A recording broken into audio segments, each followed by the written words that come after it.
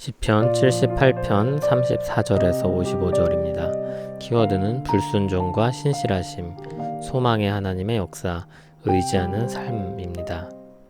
하나님이 그들을 죽이실 때 그들이 그에게 구하며 돌이켜 하나님을 간절히 찾았고, 하나님이 그들의 반석이시며 지존하신 하나님이 그들의 구속자이심을 기억하였도다. 그러나 그들이 입으로 그에게 아첨하며 자기 혀로 그에게 거짓을 말하였으니 이는 하나님께 향하는 그들의 마음이 정함이 없으며 그의 언약에 성실하지 아니하였음이로다.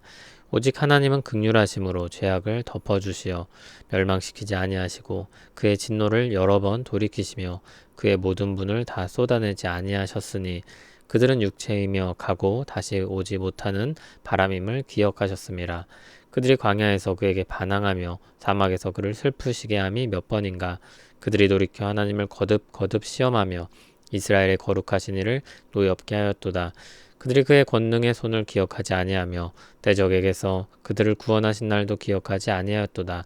그때 하나님이 애굽에서 그의 표적들을, 소환들에서 그의 징조들을 나타내사 그들의 강과 시내를 피로 변하여 그들로 마실 수 없게 하시며 쇠파리 떼를 그들에게 보내어 그들을 물게 하시고 개구리를 보내어 해하게 하셨으며 그들의 토산물을 황충에게 주셨고 그들이 수고한 것을 메뚜기에게 주셨으며 그들의 포도나무를 우박으로 그들의 뽕나무를 서리로 죽이셨으며 그들의 가축을 우박에 그들의 양떼를 번갯불에 넘기셨으며 그의 맹렬한 노여움과 진노와 분노와 고난 곧 재앙의 천사들을 그들에게 내려보내셨으며 그는 진노로 길을 닦으사 그들의 목숨이 죽음을 면하지 못하게 하시고 그들의 생명을 전염병에 붙이셨으며 애굽에서 모든 장자 곧 함의 장막에 있는 그들의 기력에 처음 것을 치셨으나 그가 자기 백성은 양같이 인도하여 내시고 광야에서 양떼같이 지도하셨도다. 그들을 안전히 인도하시니 그들은 두려움이 없었으나 그들의 원수는 바다에 빠졌도다. 그들을 그의 성소의 영역 곧 그의 오른손으로 만드신 산으로 인도하시고 또 나라를 그들의 앞에서 쫓아내시며 줄을 쳐서 그들의 소유를 분배하시고 이스라엘의 지파들이 그들의 장막에 살게 하셨도다. 아멘. 이스라엘 백성들이 사람들이 죽어갈 때 비로소 하나님께 회개합니다. 그때야 그들의 반석이시며 지존하신 하나님이 그들의 구속자임을 기억하였다고 말합니다. 하지만 36절에는 다시 그러나가 등장합니다. 그들이 입으로 아첨하고 혀로 거짓을 말했다고 합니다. 그렇게 된 이유는 37절에서와 같이 마음에 정함이 없기 때문입니다. 그리고 언약에 성실하지 않았다고 했습니다.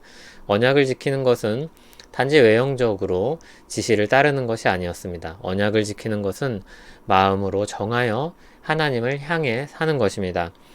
하지만 그들의 회개는 마음으로부터의 순종이 아니었던 것입니다. 그럼에도 하나님이 그들의 죄를 덮어주시고 멸망시키지 않으셨으며 진노를 여러 번 돌이키시고 모든 분을 다 쏟아내지 않으셨습니다. 그 이유가 38절에 나옵니다. 하나님이 긍휼하시기 때문입니다. 하나님은 긍휼하시되 사람은 육체라는 것을 아셨기 때문입니다. 가고 다시 돌아올 수 없는 바람과 같은 존재입니다. 즉 약하고 죽고 사라지는 그런 존재인 것입니다. 40절에서 55절은 주님의 구원 역사를 돌아보면서 함께 노래하는 사람들에게 이 역사를 기억하게 합니다. 계속해서 그들이 나오고 사이사이에 하나님이 등장합니다. 그들은 계속해서 죄를 짓고 하나님은 계속해서 용서하고 인도하십니다. 40절에서 42절은 반역의 역사를 전반적으로 다룹니다. 40절에 그들이 광야에서 반항합니다. 41절에 그들이 하나님을 시험합니다. 42절에 하나님의 구원을 기억하지 않습니다. 43절부터는 좀 더 구체적인 상황을 제시합니다. 43절에 하나님은 애굽에서 표적을 나타내셨습니다. 표적은 하나님이 그들과 함께 하시는 증거였습니다. 43절에 소환이 나오는데 애굽을 가리킨 한 지역입니다. 44절부터 재앙들이 나옵니다. 강물이 피가 된 일로부터 마지막 장자의 죽음까지를 이야기합니다. 53절에는 홍해를 건넌 사건이 나옵니다. 이스라엘은 안전히 인도함을 받았고 그들의 원수는 바다에 빠졌다고 대조적으로 묘사하고 있습니다. 그렇게 하나님은 애굽에서 이스라엘을 나오게 하셨습니다. 그리고 54절을 보면 하나님의 산으로 인도하십니다. 55절에서는 나라들을 그 앞에서 쫓아내셔서 가나안 땅에 들어가신 일을 말합니다. 줄을 쳤다는 것은 경계를 그었다는 뜻입니다. 땅을 분배하고 거기에 살게 하십니다. 이스라엘 역사에 아주 큰 중요한 덩어리를 이야기했습니다. 애굽에서 나오는 때로부터 약속의 땅에 이르는 역사입니다. 그동안 이스라엘 백성들은 끊임없이 범죄하지만 하나님은 신실하게 그들을 이끌어 가셨습니다. 약속의 땅에 이르기까지 그들을 인도하셨습니다. 하나님이 맺으신 언약에 끝까지 신실하셨습니다. 시편 78편 7절 8절에 말했듯이 하나님은 이 역사를 기억하게 하셔서 소망을 하나님께 두고 살게 하려고 하십니다. 이 역사는 사람은 실패하지만 하나님이 하신다는 것을 분명하게 보여줍니다. 하나님만이 소망이십니다. 로마서 8장 3절을 보면 율법이 육신으로 말미암아 연약하여 할 수 없는 그것을 하나님은 하시나니 라고 말했습니다. 율법의 요구를 우리 연약함으로 말미암아 이룰 수 없습니다. 그러나 그것을 하나님이 하십니다. 애굽을 나오게 하셔서 약속의 땅에 이르게 하신 때도 하나님이 하셨습니다. 그때도 하나님이 소망이셨습니다. 물론 예수님이 오신 때에도 그렇습니다.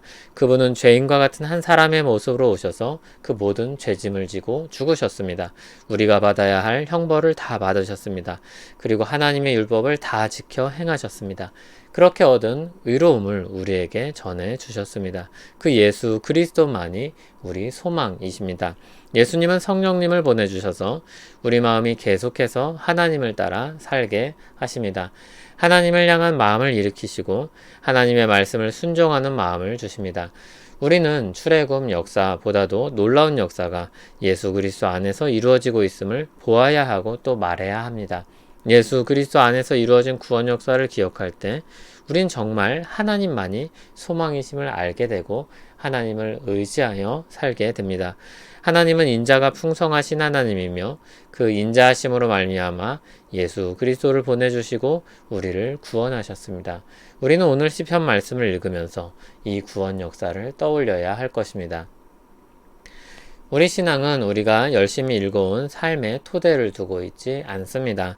그 삶들이 의미 없다는 것이 아닙니다. 예를 들어 우리가 쌓아온 사회에서의 경력은 인정받아 마땅하고 적절한 보상을 받아야 할 것입니다.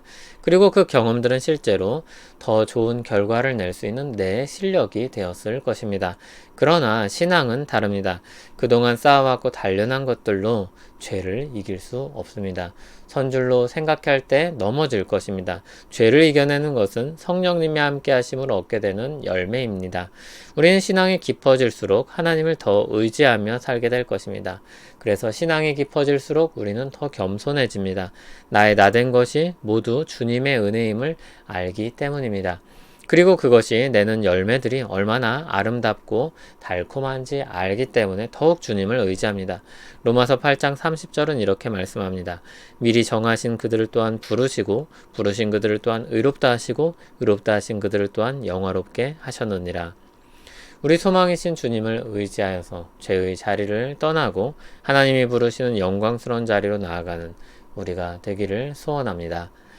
육체이며 가고 다시 돌아오지 못하는 바람과 같은 우리를 아시고 은혜로 우리를 품어주심을 감사합니다. 우리 소망 되신 주님으로 말미암아 보살핌을 받고 인도함을 받아 하나님을 향해 계속해서 전진합니다. 그 은혜와 기쁨과 영광을 기억하게 하옵소서. 예수님 이름으로 기도합니다. 아멘.